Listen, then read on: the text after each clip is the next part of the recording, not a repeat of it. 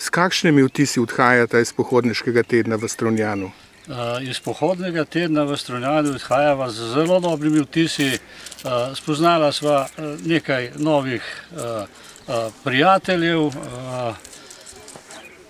Prijeten je bil tudi vodič, Janez. Spoznal sem del Istre. In pravim, zelo zadovoljen odhajam z tega pohoda. Kako so vam všeč te pohodniške poti, ki ste jih prehodili? Zanimive, ne moreče, ne utrujajoče, ampak prijetne. A se vam je kakšna posebej vtisnila v spomin? Bi rekel, da ja, najdaljša je bila Umag pa Stara Savudrija. Tam ste kar doma, ne? Ja, tudi tam poznamo stvar, ampak peš pa še nisva šla tam. S kolesom sva prevozila, peš pa še ne. Je to kaj prenaporno, gospa? Ne, ni prenaporno, ker tudi doma veliko hodiva. Rada hodiva tudi po hribih.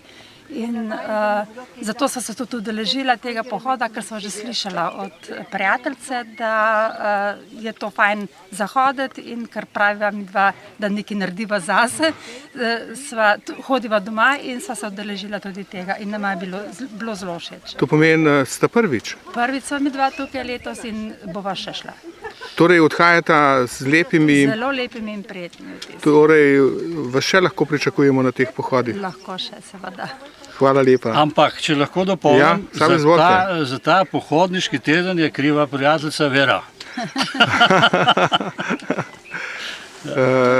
Prijateljica Vera? Ja. Iz kje? Iz Brezovce, od kje že? Iz Brezovce, ja. Iz kje sta pa vidva? Iz Iga. A iz Iga? To pomeni, vam je dobro svetovala? Dobro. Dobro.